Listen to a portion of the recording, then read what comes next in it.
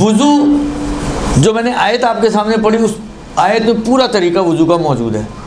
فَاغْسِلُوا وُجُوهَكُمْ چہرہ دو، وَأَيْدِيَكُمْ ہاتھوں کو دو، إِلَى الْمَرَافِقِ کوہنیوں سمیت. تو چہرہ دو، ہاتھوں کو کوہنیوں کے ساتھ دو. وَامْسَحُوا بِرُؤُوسِكُمْ سروں پہ مسح کرو، وَأَرْجُلَكُمْ اور اپنے پیروں پہ مسح کرو. آ گیا پورا وضو؟ یہی وضو ہے آپ کا، درست. بس اگر آپ غور فرمائیں تو وضو میں 6 کام کرنے ہیں آپ کو، 3 کام ان میں سے دھونے کے ہیں اور 3 کام مسح کرنے کے ہیں. یعنی وضو اگر آپ پورے وضو کو دیکھیں تو وضو کے اندر 6 چیزیں ہیں، 6 میں سے 3 کا تعلق دھونے سے اور 3 کا تعلق مسح سے. وہ 3 جو دھونے سے تعلق ہیں، چہرہ، سیدھا ہاتھ، الٹا ہاتھ. وہ 3 جس سے مسح کا تعلق ہے، سر، سیدھا پیر، الٹا پیر. یہ ہے آپ کا وضو، درست. اچھا اب دیکھیں اس میں تو آیت میں اتنا ہی آیا. اب کیسے دھونا ہے، کتنا دھونا ہے، کتنی بار دھونا ہے، وہ یہ ساری جو چیزیں وہ آپ کو پھر ظاہری بات ہے ہم لوگ تو حسبنا کتاب اللہ والے تو ہیں ہی نہیں. تو ہم کہتے ہیں کہ جی اہل بیت روایتیں ہیں، تو باقی چیزیں آپ کو بہت ساری جو ہیں وہ روایتوں سے ملیں گی کہ چہرے کو کیسے دھونا ہے، ہاتھوں کو کیسے دھونا ہے، مسح کتنا کرنا ہے، کہاں سے کہاں تک کرنا ہے، وغیرہ وغیرہ. یہ ساری جو جزیات ہیں وہ آپ کو اس آیت مبارکہ میں تو کم سے کم موجود نہیں ہے. اچھا پہلی چیز جو واجب ہے 6 چیزوں میں سے وضو میں وہ ہے چہرہ دھونا. کتنا چہرہ دھلنا ہے؟ کہتے ہیں لمبائی میں یہ جو بال اگنے کی جگہ ہے، یہاں سے جو جڑیں آپ کی، یہاں سے لے کے تھوڑی کے یہ نیچے حصے تک. اچھا ایک بات اور میں آپ کو پہلے اس کو پورا کرنے سے پہلے ایک بریکٹ میں ایک چیز سمجھا دوں. پہلے دیکھیں شریعت میں جتنے بھی امور ایسے ہیں کہ جن کی کہیں باؤنڈریز بنتی ہوں، چاہے جگہ کے حساب سے، چاہے وقت کے حساب سے سٹارٹنگ اور اینڈنگ بن رہی ہو، جیسے روزہ ہے، جہاں پہ بھی باؤنڈریز آتی ہیں تو وہ جو بالکل باؤنڈری لائن ہے نا، باؤنڈری لائن بالکل سپاٹس، یہ سارے کور ہوئے ہیں یا نہیں ہوئے ہیں، اس کو یقین حاصل کرنے کے لیے عام طور پہ فقہا یہ کہتے ہیں کہ تھوڑا سا ایکسٹینڈ کر دیں، تھوڑا سا ادھر سے ادھر لے جائیں، تھوڑا سا ادھر سے ادھر لے جائیں. مثلا روزے کی مثال دوں. روزے کا وقت کیا ہے؟ طلوع فجر سے لے کر غروب آفتاب. فرض کریں یہ ہے طلوع فجر اور یہ ہے غروب آفتاب. اب طلوع فجر کتنے بج کر کتنے منٹ اور کتنے سیکنڈ پر ہو ہمارے پاس تو ٹائم جو آ رہا ہوتا ہے، جو سائرن وائرن بج جاتے ہیں وہ تو بجتے ہیں، لیکن بالآخر ایگزیکٹ اور ایکوریٹ ٹائم، پھر کس کی گھڑی ایگزیکٹ ہے، کس کی ایکوریٹ ہے، کس کی میں 1 منٹ پیچھے، کس کی 2 منٹ آگے ہے، یہ سارے ایررز تو ہیں ہی نا. اب ہمیں کیسے یقین ہوگا کہ وہ جو مثلا فرض کریں، حالا من باب مثال، تھوڑی دیر کے لیے ہم فرض کرتے ہیں کہ فجر کا ٹائم دیے ہوئے 5:31. اچھا نارمل جو کیلنڈر آپ کے گھروں میں بھی ہیں ان میں سیکنڈز تو کہیں پہ بھی نہیں ہوتے، جبکہ آپ ویسے اگر آپ دیکھیں گے تو ہر جگہ پہ کہیں نہ کہیں کچھ نہ کچھ سیکنڈز ہوں گے. حالا ہم تھوڑی دیر کے لیے اسی کو فرض کرتے ہیں 5:31. اب یہ 5:31 میں نے اپنی گھڑی دیکھی، میری صحیح ہے، آپ کی دیکھ رہے ہیں، ابھی بھی دیکھیں گے تو ہم سب کی گھڑیوں میں کہیں نہ کہیں کچھ نہ کچھ ایرر ہوں گے. ابھی میں ٹائم پوچھوں گا تو 10 ٹائم آئیں گے، سوائے کہ سب اس کو دیکھ کے بتائیں گے تو پھر ایک ہی ٹائم آئے گا، درست. لہٰذا اب یہ کیسے ہمیں یقین ہو کہ بھئی جو واقعی ٹائم تھا مثلا 5:31، جب 5 ایگزیکٹلی بالکل صحیح والے 31 منٹ ہوئے تھے تو ہم نے روزہ سٹارٹ کر چکے تھے، یہ کیسے یقین ہوگا؟ کوئی ہمارے پاس ایسا پیرامیٹر تو ہے نہیں. تو فقہا کہتے ہیں کہ اس کا ایک آسان طریقہ یہ کہ 5:31 میں تھوڑا پیچھے آ جاؤ، تھوڑا پہلے بند کر دو. جب پہلے بند کرو گے تو کیا ہوگا؟ آپ کو یہ یقین حاصل ہو جائے گا کہ اب ٹائم 31 ہو، 31:05 ہو، 31 میں 5 سیکنڈ کم ہو، جو بھی ہو پلس مائنس وہ سب کور ہو گیا. وہ جتنے بھی چانسز بن سکتے تھے نا، آپ کی گھڑی 2 منٹ آگے ہے، میری گھڑی 2 منٹ پیچھے ہے، تو اتنا پیچھے آنا ہے کہ آپ کو یہ اطمینان ہو جائے کہ اب جو میں نے روزہ سٹارٹ کیا ہے تو وہ وقت میں سٹارٹ ہو چکا تھا. اب وہ آپ کا اطمینان دیکھیں, کسی کو جلدی اطمینان ہوتا ہے, کسی کو دیر سے اطمینان ہوتا ہے, کوئی تھوڑا ہلکا, کوئی تھوڑا, مختلف لوگ ذوق ہوتے ہیں. اب اس کا کوئی شریعت نے آپ کو نہیں ٹائم دیا. یہ جو کیلنڈر دیے ہوئے ہوتے ہیں یہ کیلنڈروں کے اپنے احتیاطیں ہیں. فرض کریں وہاں دیا ہوا ہے 5:31, آپ کو روزہ تھوڑا سا پہلے بند کرنا ہے. آپ کہیں یار میں 2 منٹ کی احتیاط کر لوں کافی ہے, مجھے اطمینان یقین ہو جائے گا کہ میرا وقت پہ ہے, تو آپ 2 منٹ کی کریں احتیاط. اس میں 10 منٹ کی دی ہوئی ہے, 8 منٹ آپ کو اور ٹائم مل گیا, آپ کھائیں پئیں, چائے پئیں, جو مرضی کریں, اس لیے کہ آپ کو 2 منٹ میں بھی آپ کا اطمینان آپ کو حاصل ہو رہا ہے. کوئی کہتا نہیں میں تو جب تک 10 منٹ نہیں پیچھے آؤں گی تو میرے کو تو اطمینان ہی نہیں ہوگا, تو 10 منٹ پیچھے آ جاؤ بھائی. یعنی اس کا کوئی عین ممکن ہے ایک ہی گھر میں کوئی 2 منٹ پہلے, کوئی 4 منٹ پہلے, کوئی 6 منٹ پہلے, کوئی 8 منٹ پہلے, کوئی 10 منٹ پہلے اپنے اپنے یقینوں کے اور اطمینانوں کے حساب سے اوپر نیچے پلس مائنس روزے کھول رہے ہوں اور روزے بند کر رہے ہوں. یہی صورتحال آگے کی طرف بھی ہے. اچھا یہاں پہ ہمیں پیچھے آنا ہے, وہاں پہ پیچھے نہیں آنا, وہاں ہمیں آگے جانا پڑے گا. فرض کریں 6:35 اگر اذان کا ٹائم دکھا رہے ہیں تو 35 سے اوپر جانا ہے آپ کو, تاکہ یہ یقین حاصل ہو جائے کہ جب اذان ہوئی تھی, یعنی جو وقت ہوا تھا اذان کا, اس وقت میں روزے سے ہی تھا اور اسی کے بعد ہی میں نے کھولا ہے. اب ادھر بھی یہی صورتحال ہے, وہ آپ کے اطمینان پر ہے کہ کتنا اطمینان ہوتا ہے آپ کو. کسی کو 2 میں, کسی کو 4 میں, کسی کو بھوک زیادہ لگ رہی ہوتی ہے تو جلدی اطمینان ہو جاتا ہے, کسی کو بھوک آج پتہ ہی نہیں چلا تو وہ 10 منٹ کی بھی احتیاط کرنے کے لیے تیار ہو جاتا ہے. وہ آپ کے اوپر ڈیپینڈ کرتا ہے. یعنی یہ پیور آپ کا اور آپ کے خدا کا مسئلہ ہے, جس میں آپ خدا کو جواب دینے کے قابل ہوں. یہ خدا نے کہنا بھائی تمہاری عقل بول رہی تھی تم احتیاط کرو تو کیوں نہیں کیا احتیاط, کیوں وقت سے پہلے کھول لیا. آپ خدا کو دیکھیں, مجھے گولی دے سکتی ہیں آپ, میرے ساتھ آپ ڈنڈیاں مار سکتی ہیں, لیکن خدا کے ساتھ کوئی نہیں مار سکتا. خدا کو آپ واقعی بتا سکیں کہ میرے کو واقعی یقین تھا کہ میرا وقت ہو گیا تو اس لیے میں نے کھولا ہے. خدا کی بارگاہ میں 2 نمبریاں نہیں چلتی ہیں, ٹھیک ہے. تو اتنی احتیاط آپ کو کرنی پڑے گی. یہ اس کی دونوں طرف باؤنڈریز ہیں تو دونوں طرف احتیاط کرنی پڑے گی. اچھا مزے کی بات یہ ہے کہ یہی باؤنڈریز نماز کے اندر بھی ہے نا, طلوع فجر سے لے کر طلوع آفتاب تک. لیکن نماز کی احتیاط روزے سے بالکل الٹی ہے. نماز میں آپ کو سٹارٹ کرنے کے لیے پیچھے آنا ہے, روزے میں نماز میں آپ کو سٹارٹ کرنے کے لیے تھوڑا آگے کی طرف جانا ہے. یعنی 5:31 دیا ہوا ہے تو 5 minute, 6 minute, 7 minute, 10 minute, 20 minute, جتنے میں آپ کو اطمینان ہو جائے اتنا آپ کو آگے کی طرف جانا پڑے گا نماز میں. درست. لہذا اسی طرح آپ کا حجاب ہے, حجاب آپ کا یہ یہاں سے لے کر یہاں تک آپ کو کور کرنا ہے. اب یہ بالکل ڈاٹ لائنز آپ کی کور ہوئی ہیں یا نہیں ہوئی ہیں, تھوڑا سا اوپر سے نیچے لیں, تھوڑا سا نیچے سے اوپر لے جائیں.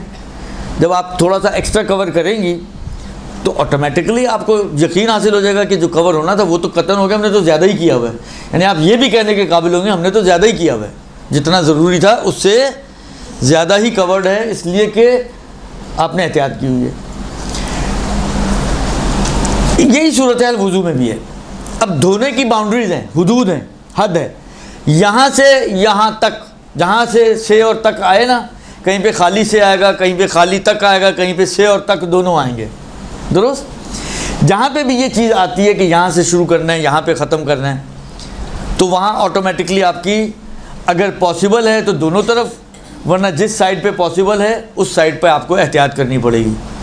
اب یہ جملہ میں نے کیوں کہا, مثلا آپ کو بازو دھونا ہے یہاں سے یہاں تک, سے اور تک تو یہاں پہ بھی ہے, لیکن یہاں تک دھونے کے بعد آپ احتیاط کیا کریں گے, احتیاطاً کیا دھوئیں گے یہاں پر, یہاں تو کوئی چیز ہی نہیں ہے, بس اینڈ ہو گیا تو اینڈ ہو گیا, اب اس کے آگے کچھ ہے ہی نہیں نا. ہاں بیچ میں کہیں ہوتا تو احتیاط ہو سکتی تھی, لیکن جب آخر تک آ گیا تو ہوا کو تو نہیں دھوئیں گے نا. لہذا بعض جگہ پر ممکن ہے دونوں اینڈز ہوں, لیکن احتیاط آپ کی ایک ہی اینڈ پر بنتی ہوگی. ٹھیک ہے. تو یہ یقین حاصل کرنے کے لیے کہ بالکل جو ڈاٹ لائنز ہیں آپ کی یہ کور ہو گئی ہیں اوپر کی اور نیچے کی, تھوڑا سا اوپر زیادہ دھو لیں, تھوڑا سا نیچے زیادہ دھو لیں.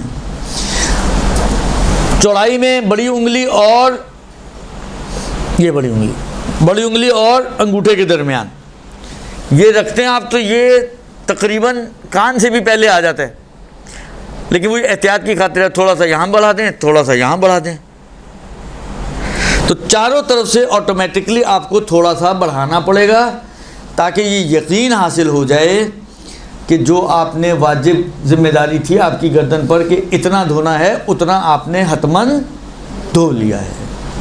درست جی؟ بس چہرے کی حدود لمبائی میں بال اگنے کی جڑ سے لے کے تھوڑی کے کارنر تک، چوڑائی میں انگوٹھے اور بڑے انگلی کے درمیان جتنا حصہ آتا ہے یہ واجب مقدار ہے، لیکن احتیاطاً ادھر بھی تھوڑا سا بڑھانا ہے آپ کو اور لمبائی میں بھی تھوڑا سا آپ کو بڑھانا ہے تاکہ آپ کو یہ یقین حاصل ہو جائے کہ جتنا دھونا ضروری تھا وہ میں نے دھو لیا ہے. پھر کہتے ہیں کہ احتیاط واجب یہ ہے کہ اوپر سے نیچے کی طرف دھویا جائے. اچھا، اوپر کے نیچے میں بھی ایک مسئلہ آتا ہے. مثلا فرض کریں آپ نے یوں پکڑا پانی، یہ چہرے پہ ڈالا اور پانی کو آپ اٹھا کے نیچے لے آئیں ایک سائڈ سے. درست؟ سٹارٹ کہاں سے کیا؟ اوپر سے لے کر آ گئے نیچے تک، ٹھیک ہے. لیکن اگر آپ غور کریں تو سٹارٹ تو آپ نے اوپر سے کیا تھا، لیکن یہ نیچا اس اوپر سے پہلے دھل گیا. اگر دو حصے بنائے ہم چہرے کے، آپ نے پہلے آدھا دھویا پھر باقی آدھا دھویا. جب یہ آدھا دھویا یا بازو میں بھی آپ نے بازو میں پانی ڈالا لے گئے نیچے تک، پھر دوسرا پانی ڈالا پھر لے گئے نیچے تک. تو یہ جو آپ نے ڈال کے نیچے تک لے گئے تو یہ نیچے کا حصہ اس اوپر کے حصے سے پہلے دھلا، جبکہ انہوں نے کہا کہ اوپر سے نیچے دھلنا چاہیے. آپ نے اوپر دھویا، نیچے دھویا، پھر اوپر دھویا، پھر نیچے دھویا. کہتے ہیں دیکھیں یہ چل جائے گا. اصل چیز جو ہے وہ یہ ہے کہ سٹارٹنگ جو ہے نا آپ کی، وہ جو پہلا آپ نے پانی ڈالنا ہے وہ اوپر ڈلنا چاہیے. زیادہ پہلا چلو اٹھا کے اگر آپ نے یہاں ڈالا ہے، اب آپ نیچے لے گا. دیکھیں یہ یوں سمجھیں کہ سٹارٹ آپ نے حقیقتاً اوپر سے کرنا ہے اور اس کے بعد کا جو دھلنا ہے وہ عرف پہ چلا جائے گا. کہ عرف اگر یہ کہے کہ آپ نے اوپر سے نیچے دھویا، اور عرفاً یہی کہا جاتا ہے، دیکھیں الٹا تو نہیں دھو رہے نا آپ، تو عرفاً یہی کہلائے گا کہ آپ نے اوپر سے نیچے دھویا، تو وہ آپ کا وضو پھر ٹھیک ہو جائے گا. بس پہلا چلو آپ کوشش کریں کہ اوپر ڈالیں اور اسی کو نیچے پھیلانا شروع کریں. اور احتیاط کرنا چاہتے ہیں تو اور بھی بہتر ہے کہ پہلا چلو لیں اور پہلے پورا اوپر ہی دھو لیں اور پھر آہستہ آہستہ نیچے کی طرف آئیں. یہ بھی ایک طریقہ ہو سکتا ہے کہ پہلے اوپر ڈالیں اور اوپر سے نیچے نیچے نیچے نیچے نیچے ایک ایک قدم نیچے آتی رہیں، ایک ایک سٹیپ. یہ بھی صحیح ہے، یہ زیادہ احتیاط کے مطابق ہے کہ اس میں پوری پٹی آپ کی ایک ساتھ دھل رہی ہے اور پہلے نیچے اور اوپر والی کہانی نہیں بن رہی ہے. اور یہ بھی صحیح ہے کہ آپ پہلا چلو اوپر ڈالیں، اوپر سے سٹارٹ کر کے پھر اس کو نیچے لے آئیں، پھر دوسرا ڈالیں، پھر اوپر سے سٹارٹ کر کے اس کو نیچے لیں. دونوں طریقے صحیح ہیں. ان دونوں طریقوں سے آپ کا چہرہ جو یا بازو آپ دھوئیں گے تو یہ کہلائے گا کہ آپ نے اوپر سے نیچے دھویا ہے. ہاں آپ بیچ میں ڈالیں، پہلے نیچے کو دھوئیں پھر اوپر کو دھوئیں، یہ کافی نہیں ہوگا. درست؟ اور یہ جو دھونے ہیں کوشش کریں، یہ جو خاص طور پہ کچھ کارنرز ہیں، آپ کی آنکھوں کے کارنرز ہیں، ناک کا یہ حصہ ہے، ہونٹوں کا یہ حصہ ہے، ان کو ذرا اچھے طریقے سے آپ نے ہاتھ پھیرنا ہے تاکہ، کیونکہ ایک سوئی کی نوک کے برابر بھی خشک رہ گیا وضو میں آپ کا تو آپ کا وضو باطل ہے، اور وضو باطل نماز باطل. بغیر وضو کے تو نماز ہوتی نہیں ہے. لہذا کوشش آپ کو یہ کرنی ہے کہ دھونے میں، دیکھیں ایک چیز اور میں عرض کر دوں آپ لوگوں کی خدمت میں، اتنی احتیاط میں نہ پڑ جائیے گا کہ وسواسی بن جائیں. یہ خود ایک بڑی مشکل ہوتی ہے. بہت سے لوگ آ کے یہیں پہ وسواسی بنتے ہیں. وہ احتیاط کے چکر میں اتنا ہاتھ پھیرتے ہیں، کبھی اس آنکھ میں گھستے ہیں، کبھی اس آنکھ میں گھستے ہیں، کبھی ناک کے اندر گھستے ہیں، کبھی ایٹ دا اینڈ نتیجہ یہ نکلتا ہے کہ ایک ہفتے بعد ان کو کسی چیز پہ اطمینان ہی نہیں آ رہا ہوتا. تو یہ شکی، وسواسی، خسید، جو بھی آپ اس کو کہیں، بالآخر کھپتی بن چکے ہوتے ہیں. یہ اتنی احتیاط مت کریں. احتیاط اچھی چیز ہے لیکن نارمل، جیسا نارمل لوگ کرتے ہیں. فرض کریں آپ نے دھویا، ایک دفعہ آپ نے کر لیا، بس آگے بڑھ جائیں. اب آنکھ کی ڈیلا نہ باہر نکالنے، پتہ چلے تھوڑی دیر بعد ہاتھ پہ پڑا ہوا ہو تو، یا مثلا ہونٹوں کو آپ نے کیا، آگے بڑھ گیا، کچھ چپک. دیکھیں ظاہری بات ہے یہ تو ابھی انشاءاللہ شرائط ہم پڑھیں گے، وہ آئے گا کہ اعضائے وضو پہ کوئی چیز رکاوٹ ہونی نہیں چاہیے. جب کوئی رکاوٹ نہیں ہے آپ اطمینان سے کھڑی ہو رہی ہیں کہ میرے چہرے پر میرے ہاتھوں پر کوئی رکاوٹ نہیں ہے، تو کیوں رکے گا پانی؟ پانی رکتا ہے جب کوئی چیز اس کو روکے. فرض کریں ٹیپ لگی ہوئی ہے، آپ دھوئیں گی ٹیپ کے نیچے پانی نہیں جائے گا، رکاوٹ ہے نا، رکاوٹ ہے تو نہیں جائے گا پانی. لیکن کچھ نہیں لگا ہوا تو کیوں رکے گا پانی؟ لہذا اس کو آپ نارمل طریقے سے ہاتھ پھیریں، اب نارمل نہ بنے ورنہ واقعی اب نارمل بن جائیں گی. پھر مجھے نہ بولیے گا کہ آغا صاحب جو ہے ہمیں وسواسی بنا کے چلے گئے. میں اسی لیے ساتھ یہ مسئلہ بھی بتا دیے کہ آپ کو نارمل طریقے سے ریئیکٹ کرنا ہے. تو کھال کے اندر گھسا کے پانی نہیں ڈالنا ہے، کھال کو اوپر سے ہی دھونا ہے. کھال کے اندر سے دھونا واجب نہیں ہے، کھال کو اوپر سے دھونا واجب ہے. لہٰذا اگر آپ یہ آنکھوں میں، کارنر سے، ہونٹوں پہ، ناک پہ بس ایک دفعہ ہاتھ پھیر لیے کافی ہے. زیادہ اس کی گہرائی میں جائیں گے تو پھر اللہ ہی حافظ ہے آپ کا. خوب، یہ بس چہرہ اوپر سے نیچے، یہ آپ کی حدود ہے چہرے کی. اس حصے کو اس طرح سے دھونا ہے کہ ایک سوئی کی نوک کے برابر بھی آپ کا خشک باقی نہ رہے.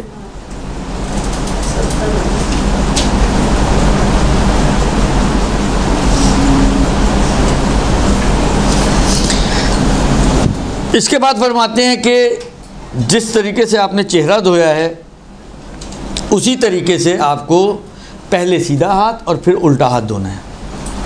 میں ابھی دیکھیں واجبات گنوا رہا ہوں، ابھی پانی کہاں سے ڈالنا ہے، عورتیں کہاں سے ڈالنا ہے، مرد ان میں نہیں پڑھ رہا. ابھی واجب مقدار جو وضو کی ہے وہ سمجھا رہا ہوں آپ کو، ٹھیک ہے؟ اور ابھی آپ لوگ اس سے ریلیٹڈ سوال بھی مت کیجیے گا. ابھی جو بول رہا ہوں نا اس میں کچھ سمجھ میں نہ آئے اس میں سوال کریں، جو نہیں بولا اس کا سوال نہ کریں ابھی، ٹھیک؟ یہ جو کوہنی ہے، کوہنی کے کارنر سے انگلی کے سرے تک دھونا واجب ہے. لیکن یہ یقین حاصل کرنے کے لیے کہ پورا اسپاٹ دھل گیا، تھوڑا سا اوپر سے آپ سٹارٹ کریں گے، ٹھیک ہے نا؟ لہٰذا آپ نے پانی لیا، کوہنی پہ ڈالا، انگلیوں کے اندر کے حصے پہ ہاتھ پھیرا، دھل گیا. دوسرا لیں، اس کو اسی طرح دھل گیا. اس کے اندر بھی وہی والی بات ہے، بہت زیادہ اندر کھال کے اندر تو نہیں پانی پہنچانا نا، اوپر سے دھونا ہے. اور کوئی رکاوٹ اگر نہیں ہوگی تو اوپر سے آرام سے دھل جاتا ہے، کوئی اس کے اندر ایشو نہیں ہوتا. ہاں بعض اوقات یہ ضرور ہوتا ہے البتہ، جیسا مثلا اس وقت موسم چل رہا ہے، خشک ٹائپ کا موسم ہے، تو خشکی کی وجہ سے جب آپ پانی ڈالتے ہیں تو ممکن ہے کھال نہ دھلے. تو وہ تھوڑی سی آپ کو خاص طور پہ جو کوہنیوں کے جو پورشن ہے نا، یہ سفید آپ بعد میں شیشے میں بھی اگر سامنے شیشہ لگا ہوئے دیکھیں تو آپ کو لگے گا یہ تو دھلا ہی نہیں ہے. تو اس پہ تھوڑی سی کیئر کرنی پڑے گی آپ کو اس موسم کی وجہ سے. ورنہ اگر آپ کی سکن نارمل ہے تو نارمل اگر ہے تو نارمل طریقے سے دھوئیں گی وہ دھل جائے گا. اس کو بہت زیادہ ایب نارمل طریقے کو اپنانے کی ضرورت نہیں ہے. اچھا، یہ ہو گیا آپ کے چہرہ بھی دھل گیا، سیدھا ہاتھ بھی دھل گیا، الٹا ہاتھ بھی دھل گیا. جب ہاتھ دھل گئے، ایک چیز جو بہت احتیاط کی ضرورت ہوتی ہے، جہاں پہ عام طور پہ لوگ غلطیاں کرتے ہیں، وہ ہے کہ جب آپ نے سیدھا ہاتھ میں پانی لے کے الٹے ہاتھ پہ ڈالا اور یہ کونی سے لے کے نیچے تک دھو دیا نا، جب ایک دفعہ آپ کا پورا ہاتھ دھل گیا بے حیث کہ اب آپ کو لگتا ہے کہ اب یہاں پہ احتیاطاً بھی ہاتھ پھیرنے کی ضرورت نہیں ہے، اتنا آپ نے دھو لیا ہے، تو اب آپ کے یہ دونوں پانی، جو دونوں ہاتھوں کے پانی ہیں، یہ آپس میں مکس اپ نہیں ہونے چاہیے. نہ یہ دونوں مکس اپ ہونے چاہیے، نہ یہ دونوں پانی کسی باہر کے آپ نل کے نیچے دوبارہ سے ہاتھ دھو لیں کہ اچھا گیلا ہو جائے پھر مسا کروں گی. کرتے ہیں لوگ یہ کام، یہ مسا گیا، یہ باطل ہو گیا مسا. اور مسا باطل، وضو باطل، وضو باطل تو نماز باطل. اس لیے کہ جو یہ کر رہا ہے اس کو تو پتہ ہی نہیں کہ میں غلط کر رہا ہوں، تو وہ اسی وضو کے ساتھ پھر نماز پڑھتا ہے، تو ایٹ دا اینڈ اس کی نماز پھر باطل ہو جاتی ہے. لہٰذا اس بات کو خاص خیال رکھیں کہ جب الٹا ہاتھ دھونے کے بعد آپ فارغ ہوتے ہیں تو یہ جو آپ کے ہاتھوں پہ جو تری بچی ہوئی ہے، اسی بچی ہوئی تری سے آپ کو سر اور پیروں کا مسح کرنا ہے. اس تری کو آپ چینج نہیں کر سکتے. حتیٰ چہرے پہ ہاتھ پھیر لیں، ایک دفعہ دوبارہ آپ نے کہا چلو میں پھر سے کونیوں پہ ہاتھ پھیر لوں، آپ نے کہا میں ایک دفعہ نل سے اچھی طرح اور گیلا کر لوں تاکہ مسح میں مزہ آئے ذرا. کوئی یہ چیز جائز نہیں ہے. جائز نہیں ہے میں ان مانا کہ اگر کوئی کرے گا تو وضو اس کا باطل ہو جائے گا. درست، گنہگار نہیں ہے لیکن وضو اس کا باطل ہو جائے گا. جائز سے حرام والا وہ والا معنی نہیں ہے، لیکن جائز نہیں سے مراد ہے کہ وضو باطل ہو جائے گا. تو اب جو آپ کے ہاتھوں پہ تری بچی ہے اسی طریقے سے آپ نے پہلے سر کا مسح کرنا ہے، پھر دونوں پیروں کا مسح کرنا ہے۔ اچھا، سر اور دونوں پیروں کے مسح میں اس بات کو ذہن میں رکھیں کہ ابھی جو میں طریقہ بتا رہا ہوں، اگرچہ ہم آغاز سیستانی کو پڑھ لیں، لیکن جو طریقہ بتا رہا ہوں یہ وہ طریقہ ہے ابھی تک جتنا بتایا اور جو ابھی بھی بتا رہا ہوں کہ احتیاط کے مطابق ہے۔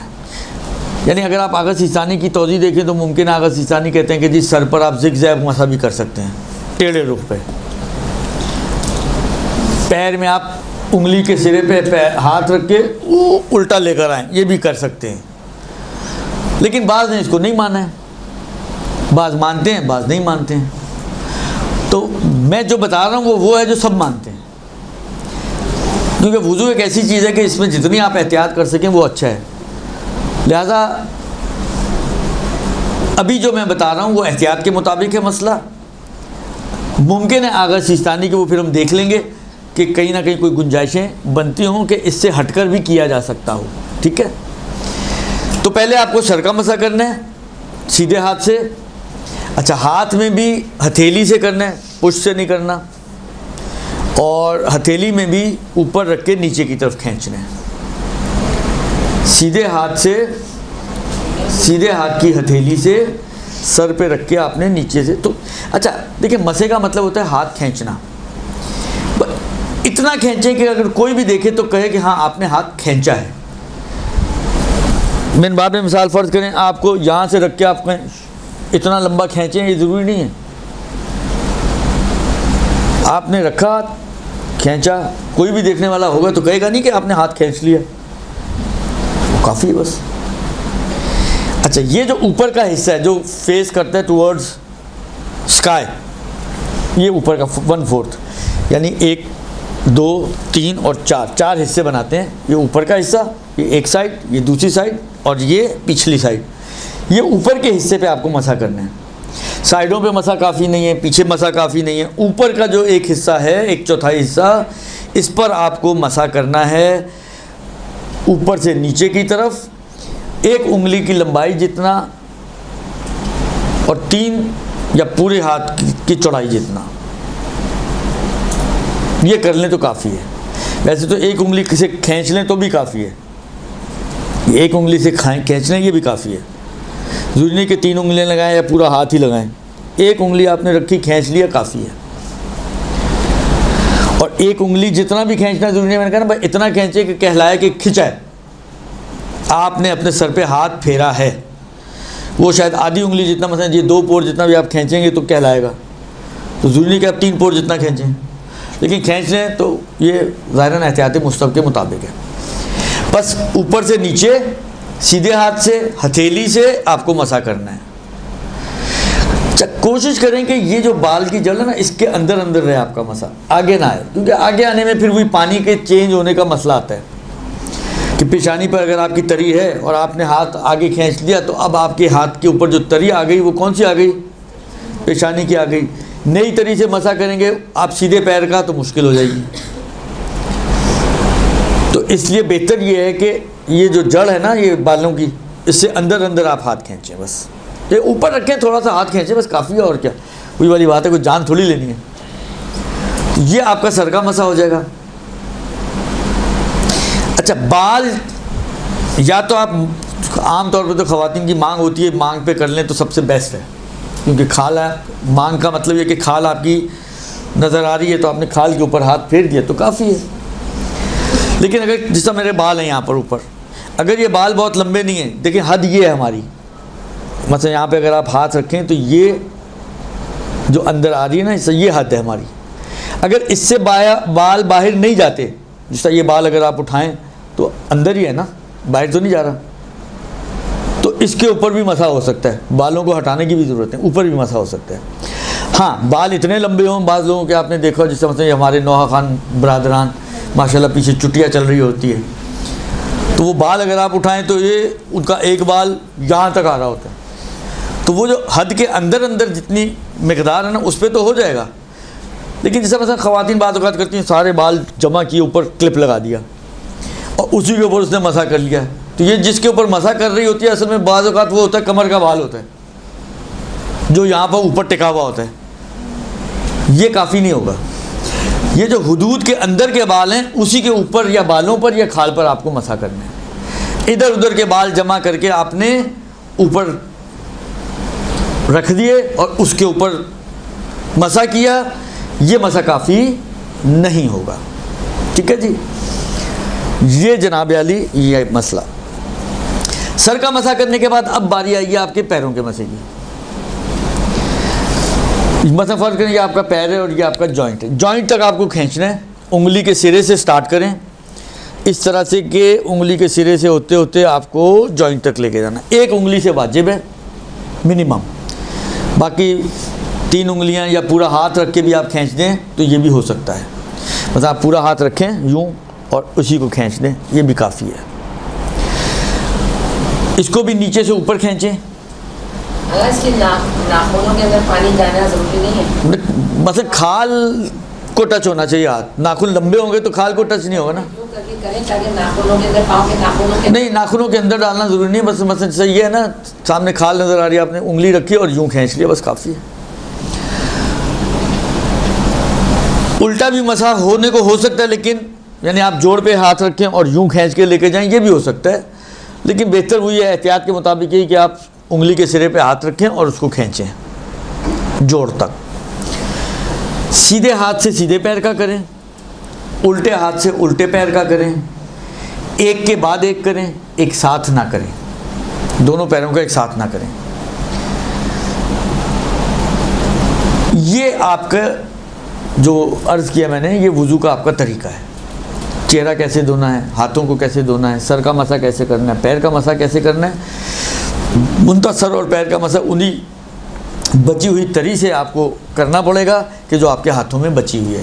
ہاں مطلب بعض اوقات ہوتا ہے گرمی اتنی شدید ہے، فرق سر کا کیا ہاتھ خشک ہو گیا، تو عورتوں کے پاس کوئی آپشن نہیں ہے سوائے اس کے کہ وہ نیا وضو کریں۔ عورتیں اپنی تھوڑی سے پانی لے کر مسح نہیں کر سکتی، مردوں کے لیے ہے کہ وہ اپنی داڑھی سے پانی لے کر مسح کر سکتے ہیں۔ اب کسی خاتون کی کوئی داڑھی شاڑھی ہو تو اس کو ایک بینیفٹ مل سکتا ہے، داڑھی کا بینیفٹ، اور نہ ہو جیسے کہ آپ میں سے تو سامنے جو ہیں میرے کسی کی بھی نہیں ہے، تو آپ کے پاس یہ سہولت موجود نہیں ہے کہ آپ خشک ہونے کی صورت میں اپنی تھوڑی سے پانی لیں۔ تھوڑی سے اصل میں نہیں لینا ہوتا، داڑھی سے لینا ہوتا ہے، تو جن کی داڑھی نہیں ہے مردوں میں بھی، ان کے لیے بھی یہی مسئلہ آئے گا تو وہ پھر کہاں سے جائیں گے، تو ان کو بھی نیا وضو کرنا پڑے گا، ٹھیک ہے جی۔ اچھا جی،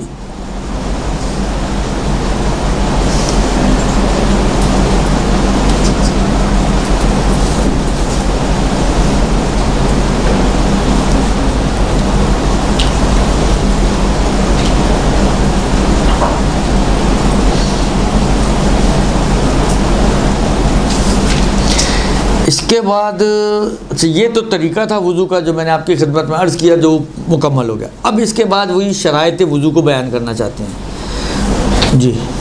آپ نے وضو کے لیے پانی لیا، چہرہ دھونے کے لیے ایک چلو پانی لیا، اس کے بعد دوبارہ چلو بھر کے دوسری دفعہ لے سکتے ہیں، یہی مسئلہ ہاتھ کے لیے بھی پوچھ۔ میں نے آپ کی خدمت میں پہلے ہی عرض کیا تھا کہ میں ابھی صرف واجب مقدار بتا رہا ہوں، یہ مستحب مقدار ہے۔ ایک دفعہ دھونا واجب، 2 مرتبہ دھونا مستحب، اور تیسری مرتبہ یا اس سے زیادہ دھونا حرام ہے، اور حرام کے اندر گنہگار بھی ہوگا، اور بعض کنڈیشن میں اس کا وضو بھی باطل ہو جاتا ہے۔ تری بات ہے جب تیسری مرتبہ دھوئے گا تو تری چینج ہو جائے گی، اور اسی سے اگر مسح کرے گا تو مسے بھی باطل ہو جائیں گے اس کے، لہذا نتیجتاً وضو بھی باطل ہو جائے گا، تو وہ ایک مسئلہ آتا ہے۔ لیکن وہ بھی میں نے یہاں پر اس لیے ڈسکس نہیں کیا کہ وہ انہوں نے جس کتاب سے میں آپ کو پڑھا رہا ہوں اس میں ابھی صرف واجب مقدار تک انہوں نے اکتفا کیا ہے، آگے آئے گا تو عرض کر دوں گا آپ کی خدمت میں۔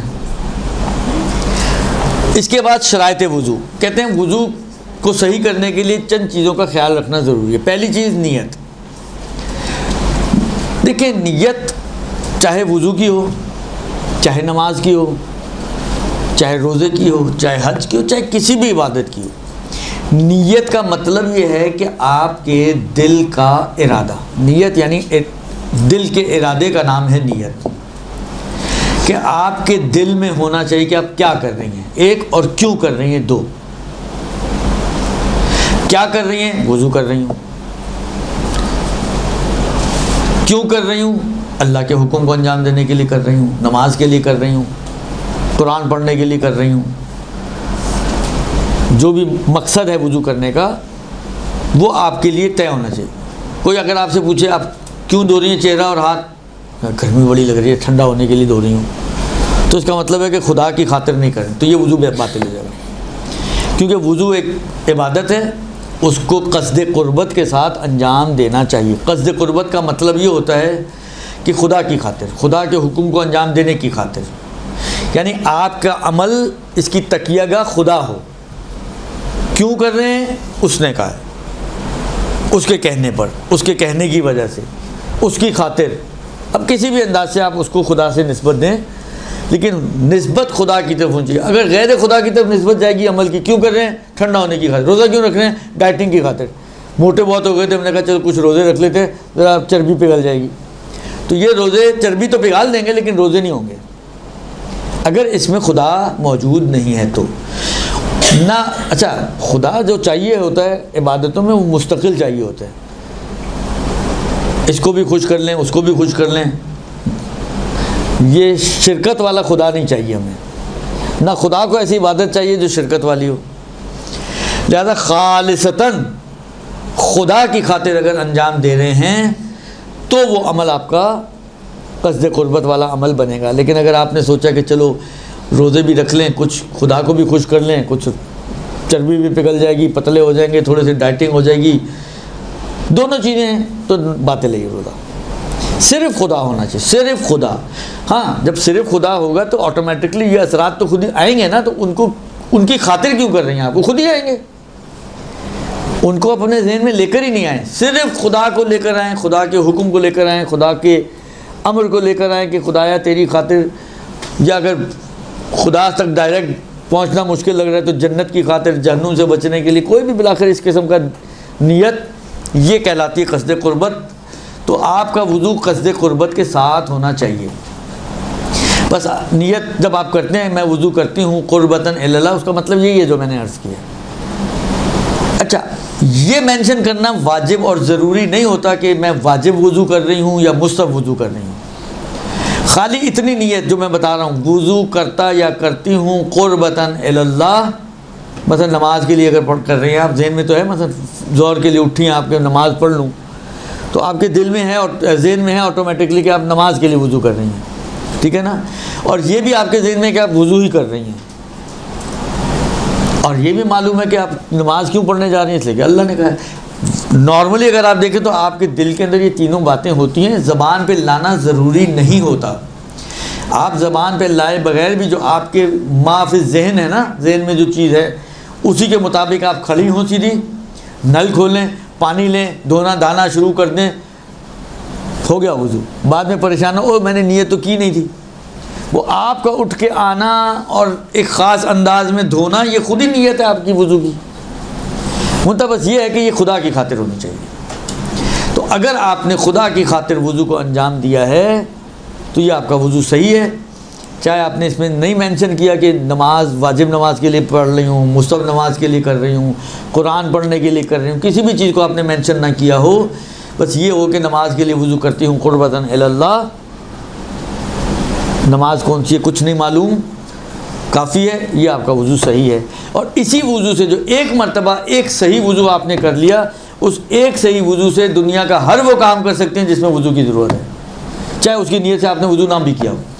آپ نے وضو کیا تھا قرآن پڑھنے کے لیے، اتفاق سے وضو بچا رہ گیا، آپ کا ظہر کا وقت ہو گیا، آپ اسی وضو سے ظہر کی نماز بھی پڑھ سکتی ہیں، بولو آپ کے ذہن میں بھی نہیں تھا کہ میں نے ظہر کی نماز اسی وضو سے پڑھنی ہے، لیکن پھر بھی آپ پڑھ سکتی ہیں۔ اور فرض کریں 2 دن اور چل گیا آپ کا وضو، آپ سوئی بھی نہیں، شب بیداری کرتی نہیں، نماز روزے، خیر ہماری آج کل تو شب بیداریاں واٹس ایپ، فیس بک، یہ چیزیں رہ گئی ہیں، اسی میں ہی راتیں گزر جاتی ہیں، تو شب بیداری میں وضو بھی نہیں ٹوٹا آپ کا، تو 4 دن نہیں ٹوٹے، آپ 4 دن اسی وضو سے جو کرنا چاہتی ہیں، قرآن پڑھیں، نماز پڑھیں، دعائیں پڑھیں، زیارتیں پڑھیں، جو عبادت آپ وضو والی کرنا چاہتی ہیں وہ آپ اسی وضو سے کر سکتی ہیں، ولو آپ نے سوچا بھی نہیں تھا کہ 4 دن تک میرا وضو چلے گا. درست؟ روایت کا جملہ یہ ہے کہ یکفی کا 10 سنوات، تمہارا ایک اس کی کیپیسٹی کو بتاتے ہیں کہ ایک وضو 10 سال کے لیے کافی ہو سکتا ہے. کیپیسٹی اس کی اتنی ہے، یعنی جب تک توڑیں گے نہیں ٹوٹے گا. مراد یہ ہے یہاں پر. ظاہری بات ہے 10 سال تک کون جاگ سکتا ہے؟ نہ 10 سال تک جاگنا ممکن ہے، نہ 10 سال تک بغیر واش روم کے جائے بغیر رہنا ممکن ہے. لیکن یہ صرف میں نے کہا نا کہ اس وضو کی کیپیبلٹی کو بتا رہے ہیں کہ اتنی اس کے اندر اسٹرینتھ ہے کہ اگر توڑے نہیں تو یہ 10 سال تک چل سکتا ہے. ایک ہی وضو آپ کا چلتا رہے گا. پریشان نہ ہو کہ یار میں تو ایک ہی دفعہ وضو کیا تھا 5 سال پہلے. کوئی بات نہیں، وہ مزید 5 سال اور بھی چل سکتا ہے. خوب. اس کے بعد فرماتے ہیں کہ بس پہلی چیز ہے نیت، اور قصد قربت کے ساتھ وضو کو انجام دینا ہے، اور آپ کی یہ نیت ابتدائے وضو سے لے کر آخر وضو تک چلتی رہنی چاہیے. اگر درمیان میں کہیں آپ نے نیت توڑ دیا، نیت آپ کی مردد ہو گئی. اب اس کی علامت جو بتاتے ہیں عام طور پر یہ بتاتے ہیں کہ اگر آپ سے پوچھا جائے کہ کیا کرو تو آپ کو خود نہ پتہ ہو کہ کیا کر رہے ہیں تو پھر آپ کا وضو باطل ہوگا. لیکن اگر آپ کو پتہ ہے کہ کیا کر رہے ہیں لیکن بیچ میں آپ نے سوچا میں جب ایک چکر لگا کر آؤں، پھر آپ نے کہا نہیں یار چلو پہلے وضو پورا ہی کر لوں میں، تو یہ چل جائے گا، اس سے وضو باطل نہیں ہوگا. دوسری جو شرط یہ ہے کہ پانی جو وضو کے لیے ہے وہ پاک ہونا چاہیے. پانی پاک، دیکھیں 2 چیزیں ہوتی ہیں. آغا سیستانی نے تو ان دونوں کو فوکس کیا ہے اپنی کتابوں میں اور اپنے مسائل میں، جو پرانے فقہا نے اتنا اس کے اوپر دوسری چیز کے اوپر اتنا فوکس نہیں کیا. ایک ہوتا ہے شرعاً پاک ہونا، یعنی طہارت شرعی، کوئی نجاست اس میں نہ لگی ہو، ٹھیک ہے. ایک ہوتا ہے پاکیزہ ہونا، عرفاً پاکیزہ ہونا. پاک ہونا شرعاً اور پاکیزہ ہونا عرفاً. عرفاً پاکیزہ ہونا کیا؟ لیکن شرعاً پاک ہونے کا تو بتا دیا کہ اس میں کوئی نجاست نہ ملی ہو. اگر کوئی نجاست اس میں نہیں ملی ہوئی تو وہ شرعاً، مطلب یہ پانی ہے اس میں کوئی نجاست نہیں گئی تو یہ شرعاً پاک ہے. لیکن فرض کریں کہ مکڑی کا کوئی جالا تھا، وہ آ کے اس میں گر گیا، درست؟ یا جس طرح بچے بعض اوقات کھیل کود کر رہے ہوتے ہیں، کوئی بچہ کھڑا ہوا تھا، اس نے کھیل کود میں تھوک پھینک دی اس کے اندر. اگر میں آپ سے سوال کروں یہ پانی پاک ہے یا نجس تو کیا کہیں گے آپ؟ بچے نے اگر اس پانی میں تھوک پھینک دی، یہ پانی پاک ہے یا نجس؟ ہیں؟ پاک ہے. مسلمان کا بچہ ہے بھائی، اتنے گھبرا کے آپ لوگ کیوں بول رہے ہیں؟ پانی پاک ہے، نہ جالا نجس ہوتا ہے نہ تھوک نجس ہوتی ہے، پانی پاک ہے. لیکن اب کہا جائے آپ کو کہ اس سے منہ دھوئیں تو انسان کی طبیعت اس سے جو ہے ناگواری فیل کرتی ہے. یعنی یہ انسان کی طبیعت پہ گراں گزرتا ہے کہ وہ اس تھوک والے پانی سے مثلا چہرہ دھوئے. آغاز ایک سوال پھر ہے، مطلب ایک مسکنسیپشن ہے کہ جیسے کبھی حیض کے دوران، میں پہلے اس کو پورا کر لوں، حیض بعد میں لاتے ہیں، ابھی پہلے یہ پورا کر لوں. درست؟ یہ جو ہے انسان کی طبیعت کے ساتھ سازگار نہیں ہے کہ وہ ایسے پانی سے جس میں اگرچہ نجس نہیں ہے، آلودہ پانی ہے یہ یعنی عرفی طور پر پاکیزہ نہیں ہے. تو آگا کہتے ہیں کہ پاک ہونا تو شرط ہے ہی ہے، لیکن احتیاط واجب یہ ہے کہ پاکیزہ بھی ہو. یعنی اس پانی میں کوئی ایسی چیز ملی ہوئی نہ ہو کہ جس سے انسان کی طبیعت جو ہے کراہیت رکھتی ہو، ایسی کوئی چیز اس میں گری ہوئی نہ ہو تو اس سے آپ وضو کریں. تو بس 2 چیزیں ہو گئیں آگا کے حساب سے. ایک فتویٰ ہے کہ پانی پاک ہونا چاہیے، اور ایک احتیاط ہے کہ احتیاط واجب کی بنا پر ضروری ہے کہ جس پانی سے وضو کرے وہ پاکیزہ بھی ہو. یعنی اس میں کوئی ایسی چیز ملی ہوئی نہ ہو جس سے انسان کی طبیعت کو کراہیت آتی ہو، نفرت ہوتی ہو، بالآخر دیگر دل اس کا مائل نہ اس کی طرف. ٹھیک ہے.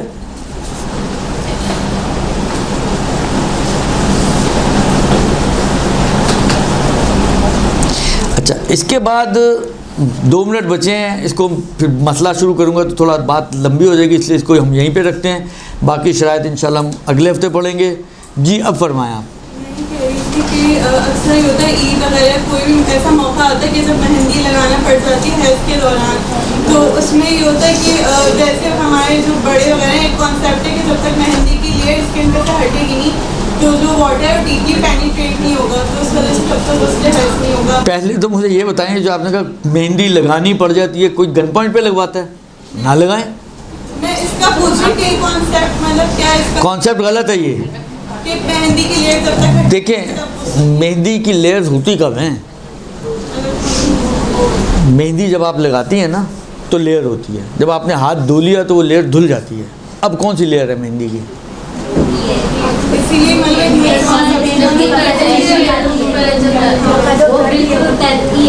اس کا فتویٰ آ گیا ہے کہ وہ جو پپڑیاں پڑتی تھی نا وہ نہیں, پہلے جو کون مہندی کی بات کر رہے نا پپڑیاں اپنی پڑتی سے فتویٰ آ چکا ہے کہ جائز. فتویٰ آپ ان سے لے لیجیے گا. نہیں آپ سے میں پوچھ رہی ہوں, اگر میں آپ سے پوچھ رہی ہوں, آپ تو بتا رہی ہیں, نہیں میں آپ سے پوچھ رہی ہوں, میں سمجھا بتا رہی ہیں شاید آپ. بتا رہی ہوں. دیکھیں مسئلہ یہ ہے کہ یہ فتوے والی چیز نہیں ہے, یہ آپ کی اپنی طرف پلٹتی ہے بات. یہ میں پہلے بھی مسئلہ بتا چکا ہوں, یہ کون مہندی کے بارے میں لوگ کہتے ہیں جی وہ بعد میں اسکن اترتی ہے اور وہ لہریں اترتی ہیں. دیکھیں مہندی ہمیشہ, مہندی کا کام ہوتا ہے وہ آپ کے جہاں پہ بھی آپ نے بالوں پہ, جسم پہ, ہاتھ پہ, پیر پہ, کہیں پہ بھی لگائی ہے, وہ آپ کے ان اعضاء کو رنگین بناتی ہے, رنگ چھوڑتی ہے اپنا. ٹھیک ہے, اب یہ کیمیکل ڈالنے شروع کیے ہیں تاکہ گہرا رنگ آئے. 2 نمبر کی مہندی آ رہی ہیں, آپ لگائے رکھتی ہیں پورا رات لگا کے, ہاتھ سوئی صبح اٹھے تو ہلکا سا رنگ, آپ کہتے ہیں یہ کیا ہوا, ساری محنت ہی ضائع ہو گئی.